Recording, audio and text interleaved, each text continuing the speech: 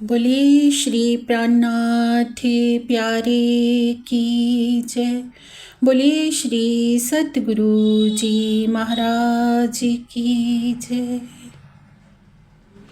प्रेम प्रणाम जी। मोना सखी आप ले लीजिए वाणी गायन। प्रणाम जी। सभी सखियों को कोटि कोटि प्रेम प्रणाम जी। एक छोटा सा भाव है दीदी, वो गोपियों की दीदी दिल की व्यथा थी, वो कल एक छोटा सा भाव मिला था मुझे। बोलो श्री प्राणनाथ प्यारे की जय, श्री सतगुरु महाराज की जय। कब हो पिया मोरा, कब हो मिले पिया मोरा, कब हो मिले पिया मोरा, कब हो मिले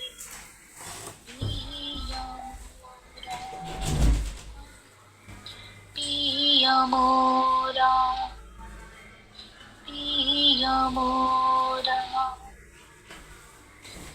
निरेखने को मोहि जाव घनेरो, निरेखने को मोहि जाव घनेरो, राखू नैना नीड़ा,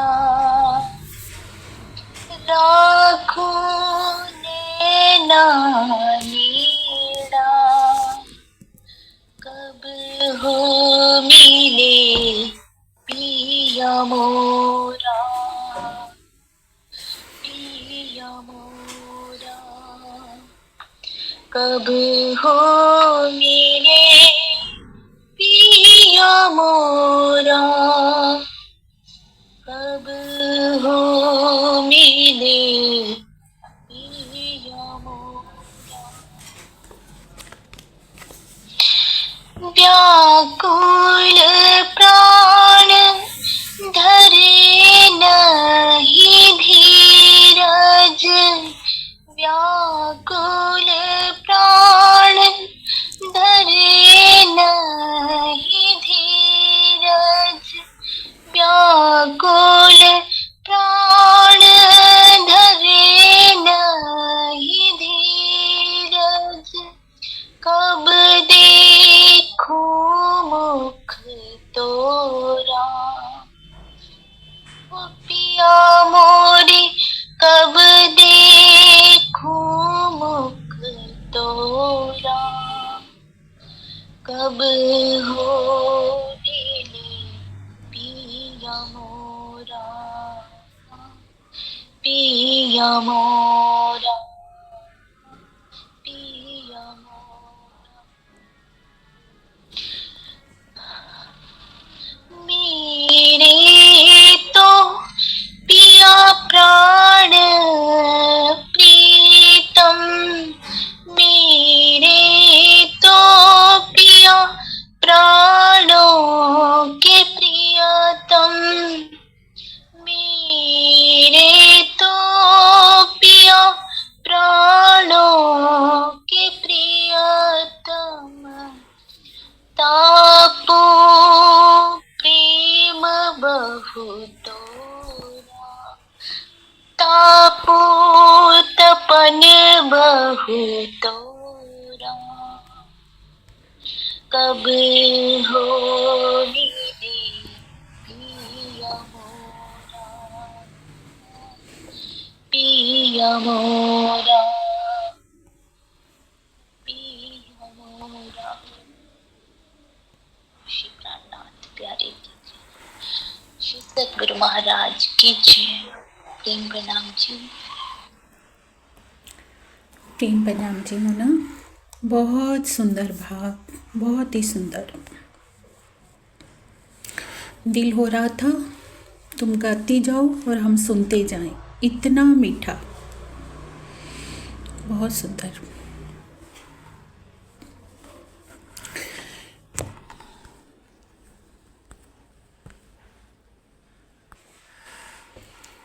प्रेम प्रणाम जी, सब सुंदर सा जी के चरणों में।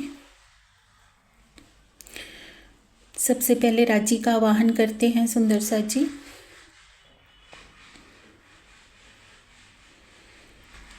प्रथम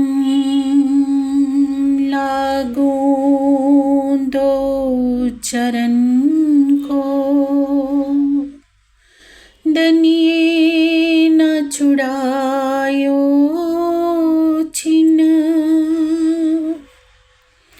लाख तली लालेड़ियाँ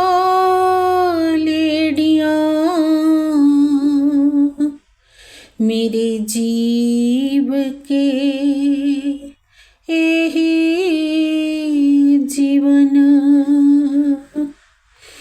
इन पाँव तले पड़ी रहूं, धनी नजर खोलो बातून, पलना वालों निरखूं नेत्रे मेरे जीव के यही जीवन,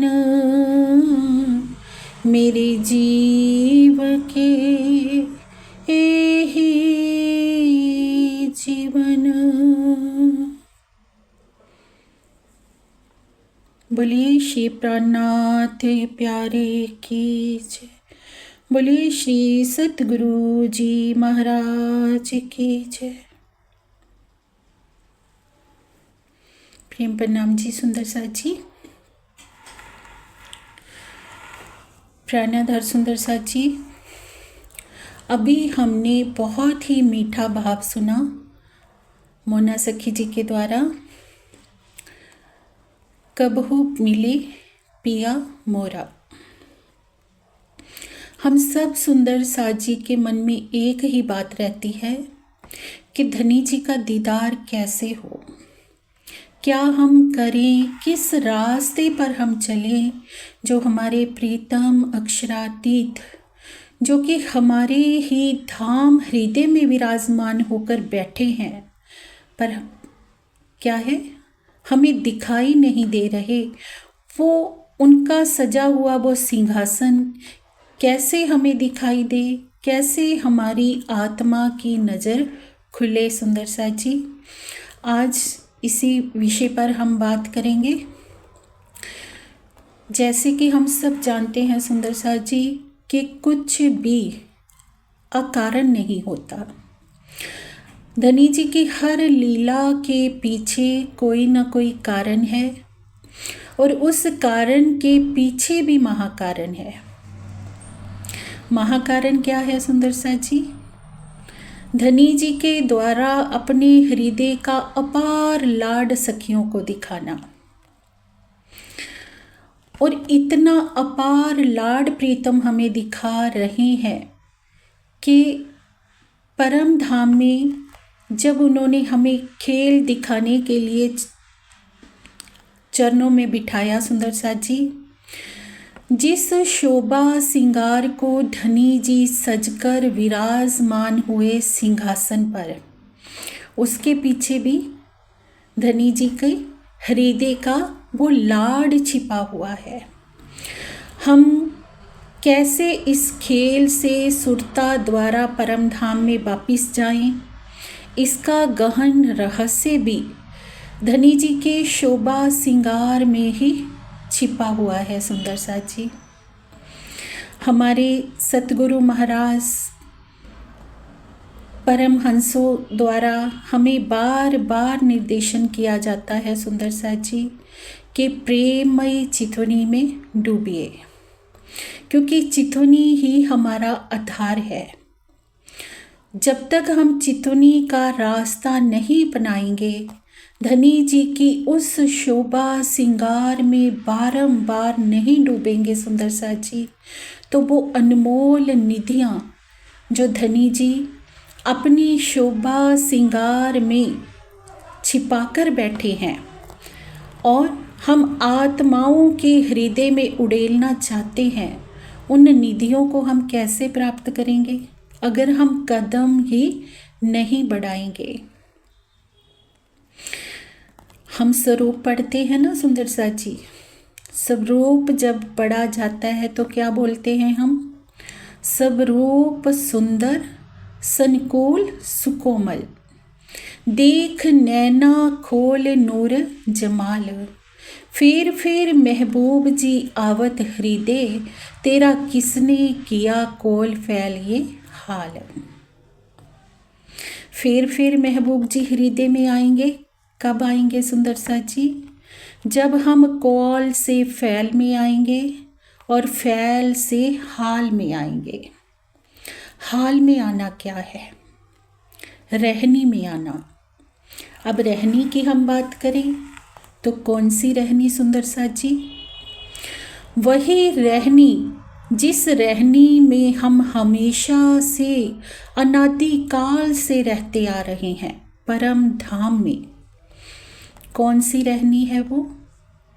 प्रेममयी रहनी, जिसमें धाम हृदय में आत्माओं के सिर्फ और सिर्फ युगल स्वरूप की शोभा बसी है, उनका प्रेम बसा है, वो है रहनी सुंदर सा जी।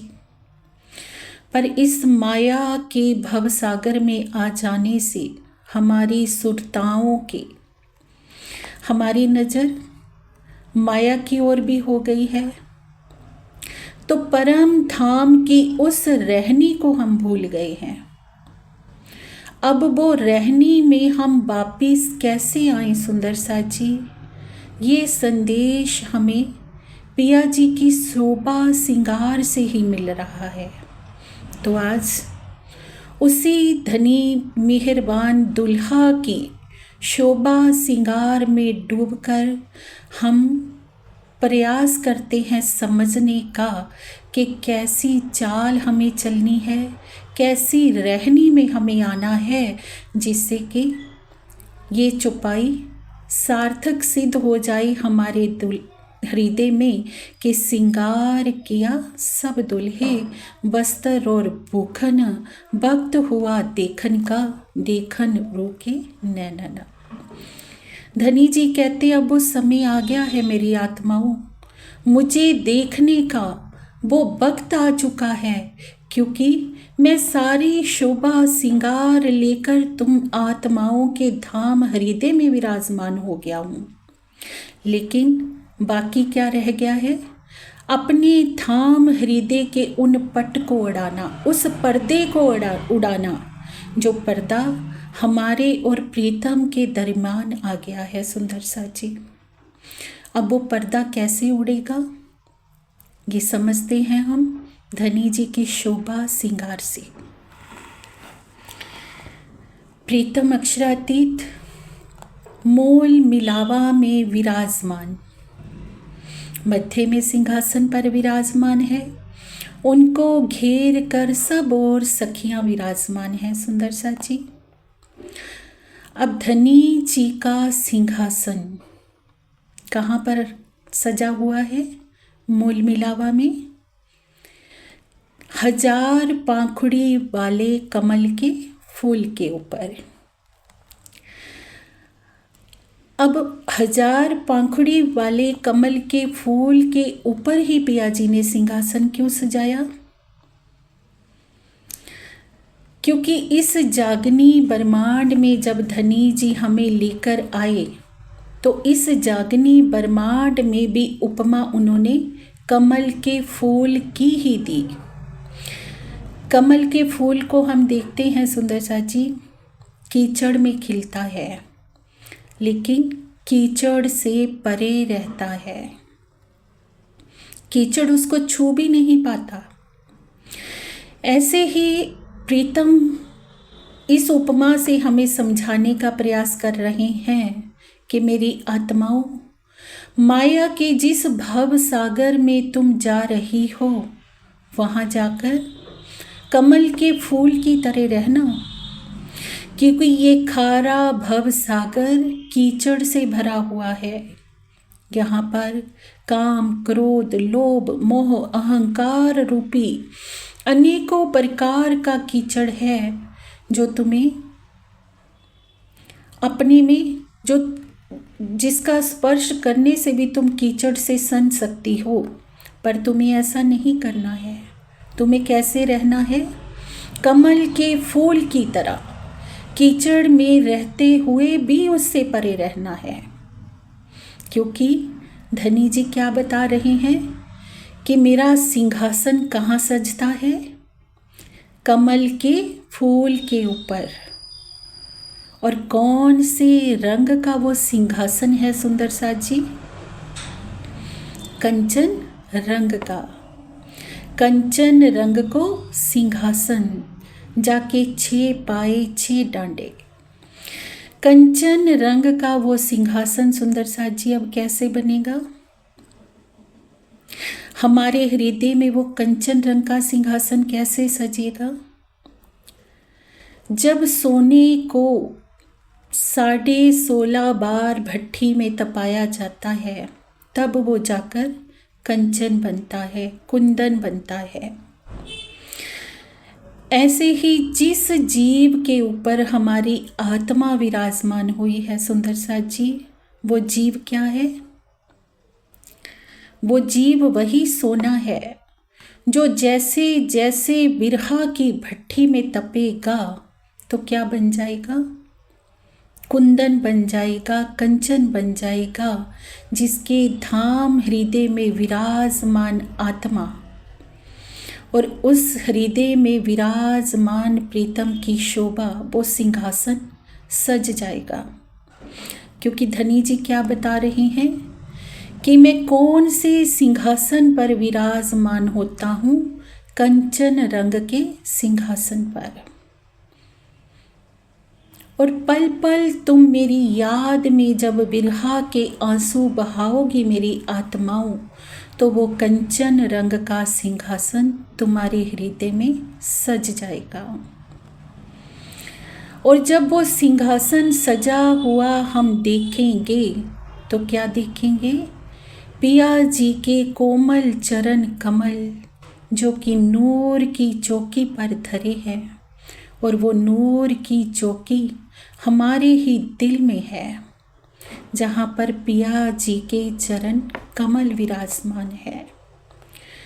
जब उन नूरी चरणों को हम अपने हाथों में लेंगे सुंदर सा जी, तो क्या देखेंगे? पिया जी के अलौकिक मुखार बिंद की शोभा को। मुखार बिंद की शोभा में जब हम डूबते हैं तो देखेंगे कि पिया जी के शीश कमल पर बहुत ही सुंदर सिंदूरिया रंग की पाग विराजमान है। पाग इतनी सुंदरता से सुशोभित है, एक एक लट आपस में लिपटी हुई है। अब इस शोभा को लेकर धनी जी ने क्या समझाया हमें? इस शोभा की उपमा इस संसार में हमें कैसे दी सुंदर सा जी? लाल रंग जो प्रेम का प्रतीक है, लाल रंग जो रूहों की शोभा का सागर है। धनी जी लाल रंग की पाग को पहने हुए हमें समझा रहे हैं कि मेरी आत्माओं, देखो तुम्हारी शोभा को, तुम्हारे प्रेम को मैंने सर्वोपरि रखा है। तुम मेरे लिए सबसे ऊपर हो, तुम सर्वोपरि हो मेरे लिए। तभी तो हर एक शोभा में हमारे लिए मैसेज लेकर बैठे हमारे प्रीतम, एक संदेश दिया कि मेरी आत्माओं को मुझ तक पहुंचने में किसी भी प्रकार का कष्ट ना हो। सभी धर्म ग्रंथों में साक्षियां दे दी, श्रीमुख वाणी में एक एक बात बता दी हमें। और यहाँ तक कि स्वयं जो सिंगार सजकर बैठे, उस सिंगार को भी ऐसा सजा जिसमें हमारे लिए संदेश है। क्योंकि हम जानते हैं सुंदर साथ जी, परम धाम में तो पल भर में करोड़ों श्रृंगार बदल जाते हैं। अब धनी जी चाहते तो कोई और रंग की पाग भी पहन सकते थे, कोई और श्रृंगार सजकर भी बैठ जाते, पर इस संसार में हमें उपमा देने के लिए, हमें समझाने के लिए धनी जी ने ये श्रृंगार सजा, जिसमें सिंदूरिया रंग की पाग से उन्होंने हमें समझाया कि मेरी आत्माओं, जिस प्रकार से तुम मेरे लिए सर्वोपरि हो, प्रेम मेरे लिए सर्वोपरि है, उसी तरह से जिस ब्रह्मांड में तुम जा रही हो, वहाँ जाकर तुम भी प्रेम को सर्वोपरि रखना। प्रेम के बराबर किसी चीज़ को मत तोलना। सबसे ऊंचा स्थान अपने हृदय में मेरे प्रेम को देना, पिया कहते हैं। और जैसे ये पाग का एक एक लट आपस में लिपटा हुआ है, ऐसे ही मेरे हृदय से लिपटी रहना। और सब सखियां आपस में भी हिल मिल कर रहना, प्रेम से रहना। और सफ़ेद रंग का बागा जो पिया जी ने पहना सुंदर साथ जी, क्या समझाने के लिए? सफ़ेद रंग का सागर कौन सा है? नूर का है, जो स्वयं प्रीतम अक्षरातीत जी का सागर है। तो धनी कहते, मेरी आत्माओं, संसार में तुमने भी एक बागा पहना है, संसार में तुमने भी एक तन लिया है, लेकिन उस तन के का संग करके भी, उस तन से भी तुम कोई ऐसा गुनाह ना होने देना जिससे कि तुम्हारी हंसी हो जाए, क्योंकि तुम्हारे तन से होने वाला गुनाह भी तुम्हारी आत्मा के साथ जुड़ जाएगा। इसलिए अपने इस तन रूपी जामे को हमेशा सफ़ेद रखना, उज्जवल रखना, उसमें कोई दाग मत लगने देना, क्योंकि सफ़ेद दामन पर अगर कोई भी दाग छोटा सा भी लग जाता है तो वो दूर से ही दिखाई देता है। अपने इस जामे को हमेशा सफ़ेद रखना, क्योंकि धनी जी कौन सा जामा पहनते हैं सुंदर सा जी? उनको कौन सा रंग पसंद है? सफ़ेद रंग।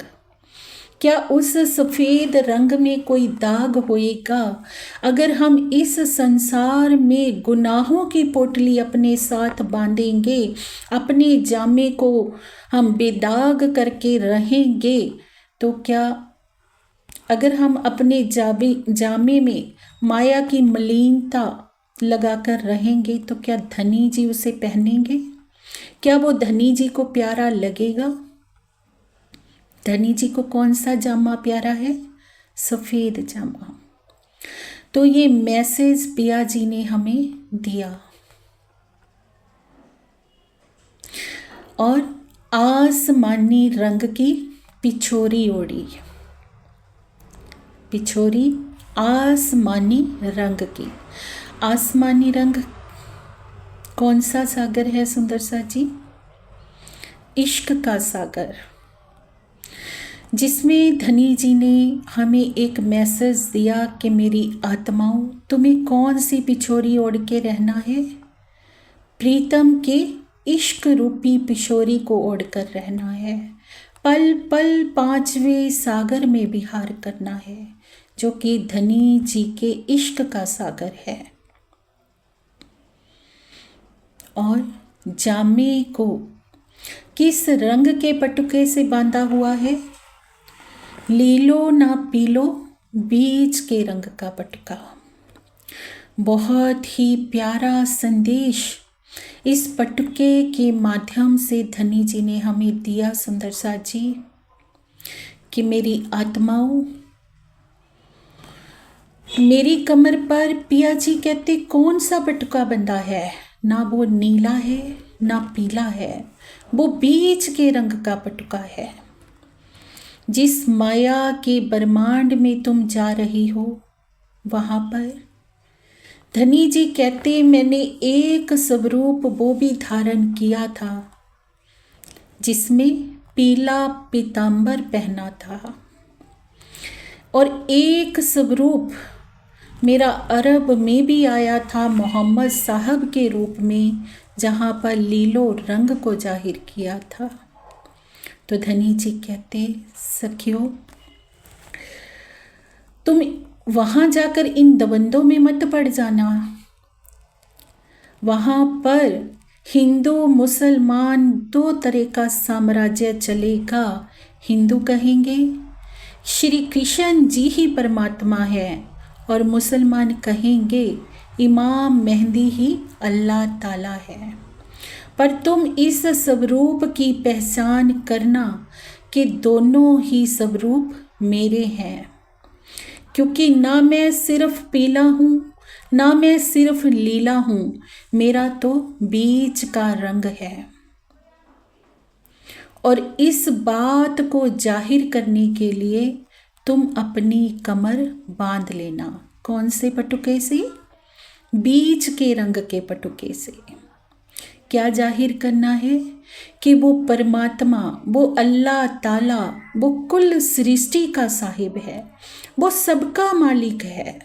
सबको पाने का, उसको पाने का अधिकार सारी दुनिया को है। जो कोई भी बिरहा में, प्रेम में अपने कदम बढ़ाएगा वो उस परमात्मा का दीदार कर सकता है। और ये जाहिर तुम्हें दुनिया में करना है। अपनी कमर को कस के बांध लेना है इस बीच के रंग के पटके से। और जब तुम अपने हृदय में अपनी ये बात को बसाकर अपने हृदय को सफ़ेद रखकर और अपने सिर पर प्रेम रूपी शोभा को बसाकर आगे बढ़ोगी तो तुम्हारी चाल कैसी हो?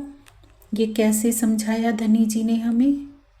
सिंदूरिया रंग की, केसरिया रंग की इजार से। इस ब्रह्मांड में हम देखते हैं सुंदर सा जी, केसरिया रंग किसका प्रतीक है? स्वतंत्रता का। केसरिया रंग किन्होंने धारण किया? जिन्होंने अपने देश के लिए युद्ध किया। एक युद्ध हम आत्माओं का भी है सुंदर सा जी। वो क्या है? धनी जी को सब तरफ जाहिर करना, परम धाम की ब्रह्मवाणी की गुंजार सब ओर करना। तो उस लिए हमें कौन सी चाल उसके लिए चलनी होगी? केसरिया रंग की चाल। ये कैसे समझाया पिया जी ने हमें? केसरिया रंग की इजार से, कि तुम्हारी चाल वो स्वतंत्रता पूर्वक हो। तुम इतनी निडर होकर चलो, दृढ़ता से अपने कदम बढ़ाओ कि कोई भी जात पात की जंजीरें तुम्हें बांध ना पाए। निरपक्ष जिसको कहते हैं, निरपक्ष बात को रखना कि परमात्मा एक है और सबका है, कुल सृष्टि का मालिक है। इस बात को तुम जाहिर करना, केसरिया चाल को चलना वहां जाकर। और जब तुम अपने हृदय में मेरे प्रेम को बसा लोगी, अपने जामे को सफ़ेद कर लोगी और अपनी कमर को बांध लोगी मुझे जाहिर करने के लिए, और तब क्या हो जाएगा? पिया जी कहते मेरे चरणों की तुम झांझरी बन जाओगी, घुंघरी बन जाओगी, काबी कडला बन जाओगी। कैसे बन जाएंगे धनी जी के चरणों की झांझरी? झांझरी का क्या गुण है सुंदर सा जी? वो कब कब बजती है? जब जब धनी जी कदम उठाते हैं। अब धनी जी बता रहे हैं कि मेरी ब्रह्म आत्माओं, जब तुम ऐसी चाल को चलोगी तो तुम क्या हो जाओगी? रजा माफक हो जाओगी। तुम्हारी हर एक कार्य के पीछे मैं चलूँगा। तुम वो झांझरी बन जाओगी जो मेरे हुक्म से बजोगी। तुम जो कुछ बोलोगी उसके पीछे कदम मेरा ही होगा। और क्या बोलोगी तुम? इस घुंघरी की तरह कि जो घुंघरी को, जिस घुंघरी को धनी जी बजाना चाहते हैं वही घुंघरी बजा करती है, और तुम वही बोलोगी जो मैं तुमसे बुलवाना चाहूँगा। और सुंदर काव्य की शोभा हो जाएगी। कैसे हो जाएगी? काव्य में जड़ी हुई जवेरों की पुतलियों की भांति तुम सब आत्माएं मेरे चरणों में आकर हिल मिल कर रहने लगोगी। सबके धाम हृदय में धनी जी की शोभा बस जाएगी, और तुम कडले की शोभा को प्राप्त करोगी। जैसे कडला क्या होता है? दिखने में क्या लगता है? ऊपर से देखते हैं तो बहुत कठोर होता है, अंदर से देखते हैं तो बहुत ही नरम होता है। और कडले के दो मुख होते हैं जो चरणों को कस के पकड़े होता है, और तुम्हारे भी दोनों तन, एक तो जीव और दूसरा आत्म, दोनों क्या हो जाएंगे? धनी जी के चरणों के तले हो जाएंगे। ये दो तन हुक्म तले, आत्म पर आत्म। श्री मुखवाणी में कहा है, दोनों ही तन धनी जी के हुक्म के तले हो जाएंगे, आत्मा का तन भी और पर आत्म का तन भी। और धनी जी के रजा के अनुकूल हमारी जब रहनी हो जाएगी सुंदर सा जी, तो धनी जी सारी शोभा सिंगार को लेकर हम आत्माओं के धाम हृदय में विराजमान हो जाएंगे, जिसे हम स्वरूप में हमेशा पढ़ते हैं सुंदर सा जी। स्वरूप सुंदर संकुल सुकोमल, देख नैना खोल नूर जमाल, फेर फेर महबूब जी आवत हृदय, तेरा किसने किया कोल फैल ये हाल।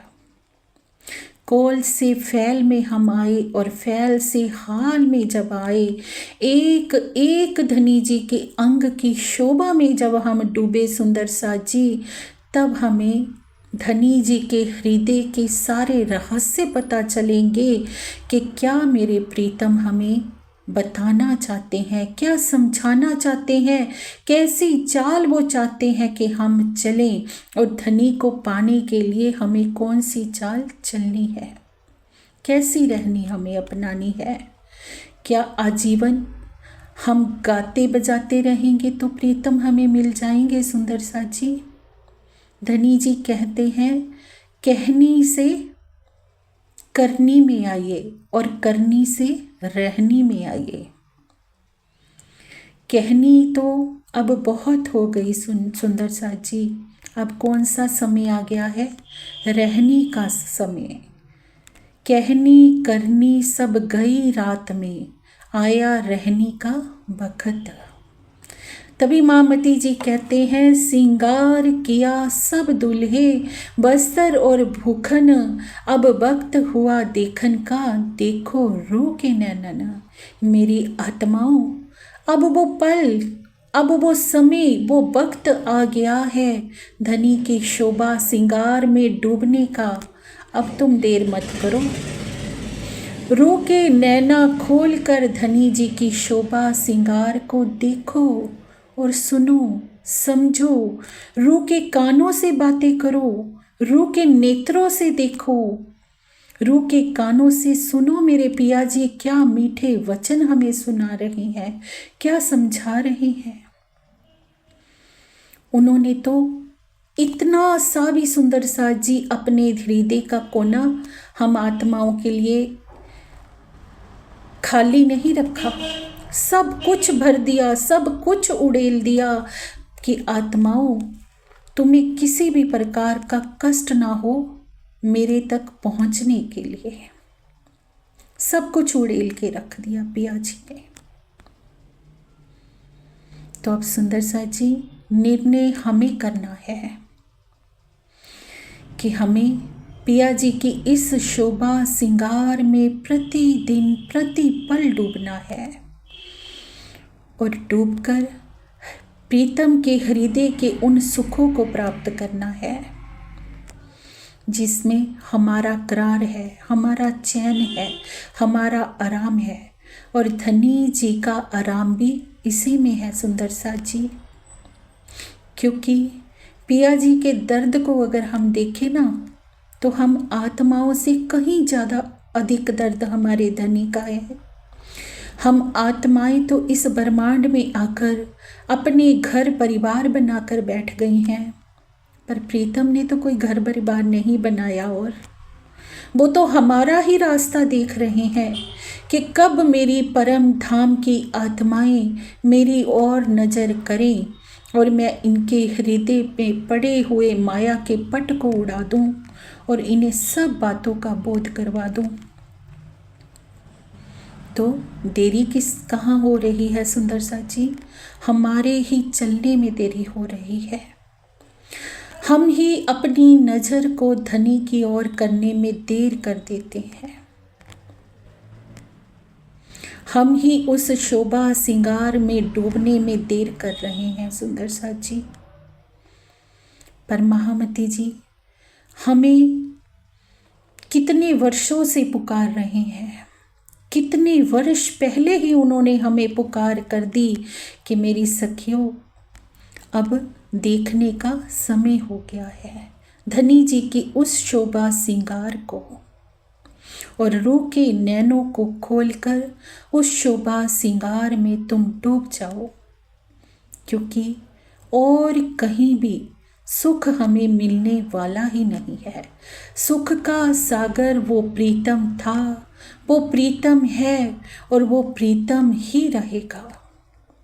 ये बात जितनी जल्दी हम अपने हृदय में बसा लेंगे सुंदर सा जी, उतनी ही जल्दी हमारे कदम धनी की तरफ हो जाएंगे। इसी के साथ प्रेम प्रणाम जी।